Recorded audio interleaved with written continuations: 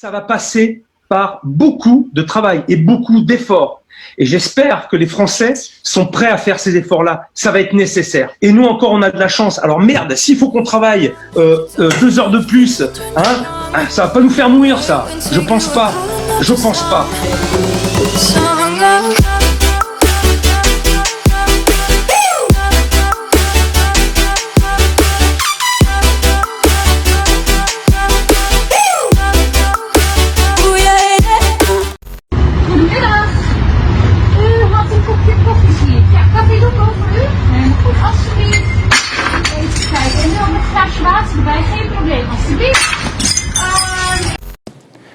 Nous sommes en guerre.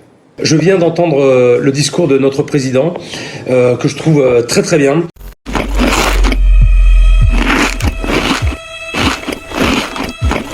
C'est excessif, moi, il faut d'entendre quelqu'un qui mange des clips pour celui qui la mange pas. Mais nous qui faisons la tendance, qui sommes ici dans les caves des hôpitaux, et je peux citer ici Saint-Luc, on n'entend jamais parler de nous. On ne nous félicite jamais. N'ayons pas non plus une espèce de naïveté qui consiste à dire c'est beaucoup plus fort. On ne sait pas. Et il y a manifestement des choses qui se sont passées qu'on ne sait pas.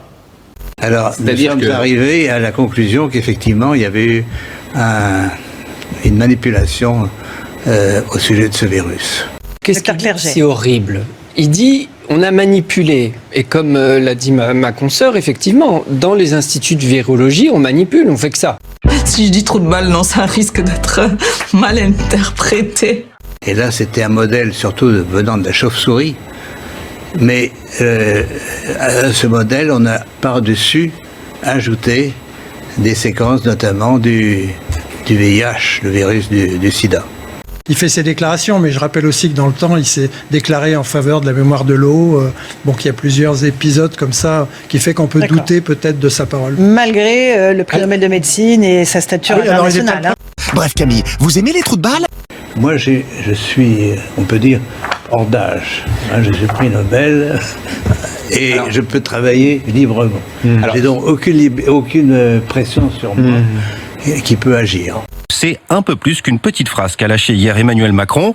Les pays occidentaux, particulièrement meurtris par la pandémie, soupçonnent la Chine d'avoir caché des informations sur l'origine et sur la gravité du virus. Et on le voit, Emmanuel Macron émet lui aussi des doutes. Parce que ce laboratoire P4, Karim, il a été construit par les Français et avec les Chinois. Donc il y avait beaucoup d'interrogations autour de ce laboratoire P4. Alors c'était bien l'épidémie ? Eh bien, vrai, nous la propre. Vous savez que vous êtes contaminée, madame. Oh, pas les bijoux. Tout est contaminé, votre jupe, votre sac, vos mains. Tout est plein de microbes.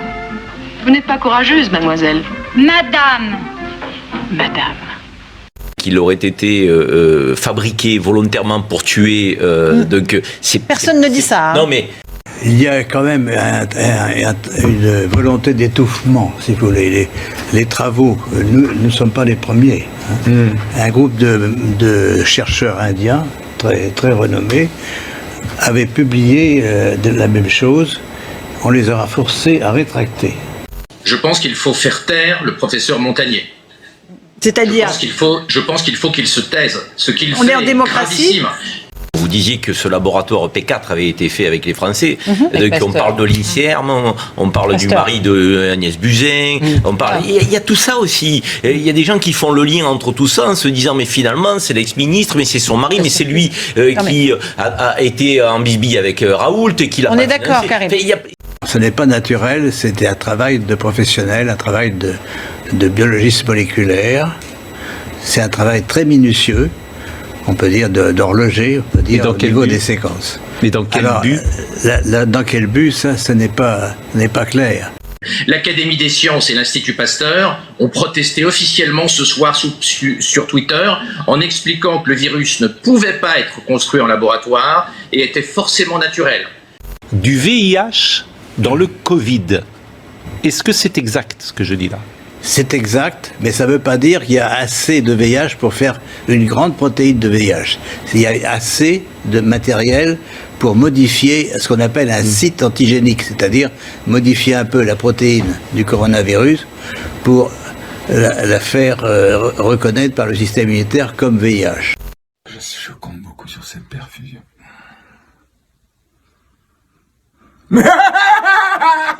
Mon confinement est loin d'être douloureux. Et les chiffres de cette étude, ils nous montrent effectivement qu'avec le confinement, les hommes font plus de tâches domestiques et éducatives que d'habitude.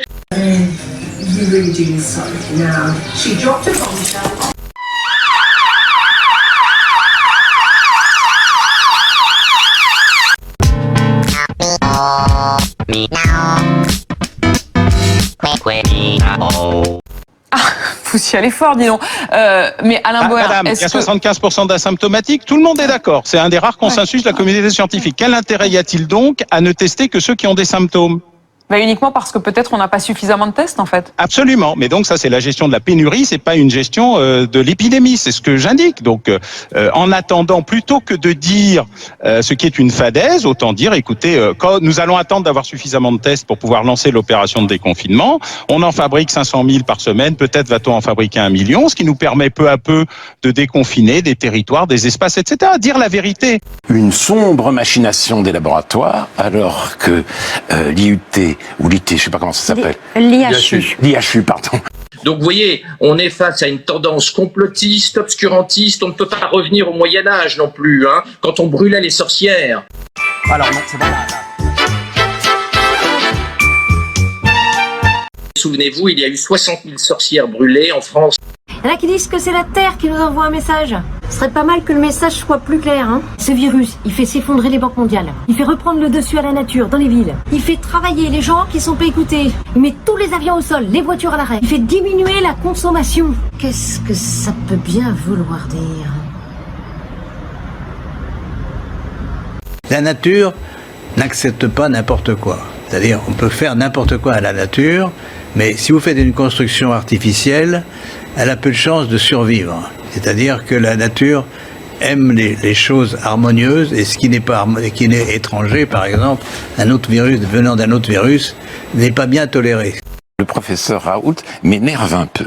Et il y a eu des médicaments antiviraux, antirétroviraux contre le VIH qui ont eu un certain effet, mais enfin pas aussi bien que l'hydroxychloroquine. Donc ça a été abandonné maintenant. Les Français ont parfaitement compris ce qui se passait. Ils se sont adaptés d'une manière absolument invraisemblablement remarquable aux conditions extrêmes qui leur sont imposées, comme les Italiens dont on nous expliquait que c'était un peuple rebelle et indiscipliné. Je pense qu'on peut dire la vérité aux gens, on n'y risque rien. Les bouteilles c'est à l'hôpital, vous pouvez avoir une alternative, c'est-à-dire ce n'est pas un besoin obligatoire, la bouteille. C'est lorsque vous tirez, puisque comme vous le savez, hein, vous avez l'oxygène directement dans les chambres. Ça, c'est le premier point. Donc, est-ce que c'est stratégique ? Objectivement, est-ce que c'est stratégique ? Moi, vous me demandez mon avis. Je ne suis pas certaine que si je devais investir dans la santé, je choisirais ça. Vous n'êtes pas n'importe qui, vous êtes prix Nobel de médecine.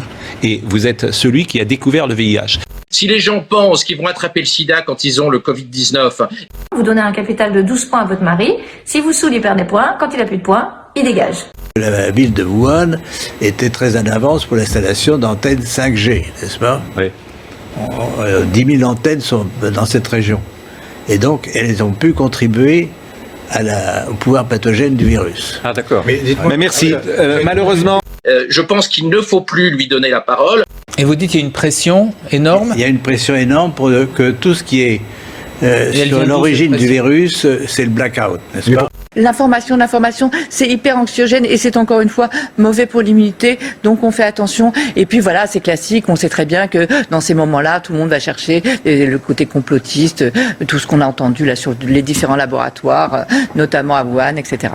Mais les femmes en font beaucoup plus et donc ces inégalités se creusent.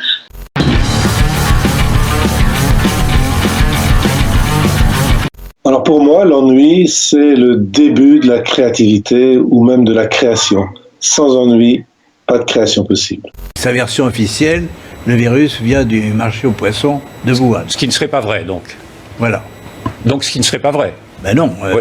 Donc les propos du professeur Montagnier sont indécents, sont inacceptables. Quand on vous écoute, on se dit, tiens, les États-Unis, ils sont au courant de ce que dit M. Montagnier. Bon, oui. Non seulement les États-Unis sont au courant, mais ils ont financé une partie des recherches faites dans le laboratoire de Wuhan. C'est publié maintenant. C'est dingue. Ça également. Donc c'est une affaire pas seulement chinois, de toute façon. Oui, oui. Les informations, c'est bien, mais il ne faut pas non plus aller en chercher partout. En revanche, une information sur laquelle on peut être catégorique ce matin sur RTL, c'est qu'on n'est pas couché, c'est définitivement terminé. Donc, je n'ai pas envie que vous me filmiez, vous continuez à me filmer, je vais vous le péter, votre téléphone. Est-ce que vous trouvez rationnel d'avoir voulu associer à un moment donné, pour un chercheur, le Covid et le VIH, non, je trouve ça assez bizarre. Bizarre, d'accord. C'est bizarre. Parce que le VIH, c'est très dangereux. Ça n'a donc rien à voir, a priori, ça ne pouvait pas se... Bon, ça ne pouvait pas donner quelque chose... Les faits sont là. Les faits sont là. Est-ce qu'on va pouvoir aussi maintenir les enfants, et nos chers bambins ou mes petits-enfants par exemple, indéfiniment en confinement? La réponse est non.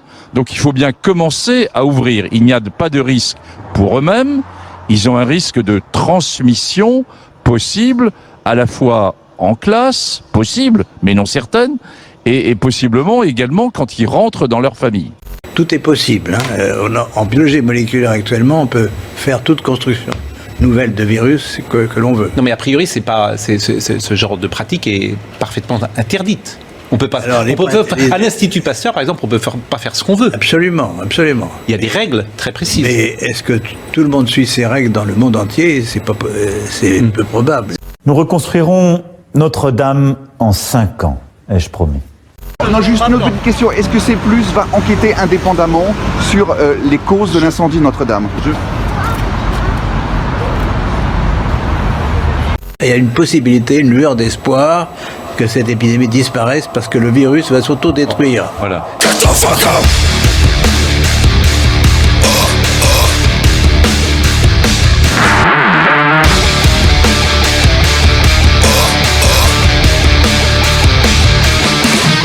Il faut éviter absolument que ça se reproduise, c'est évident.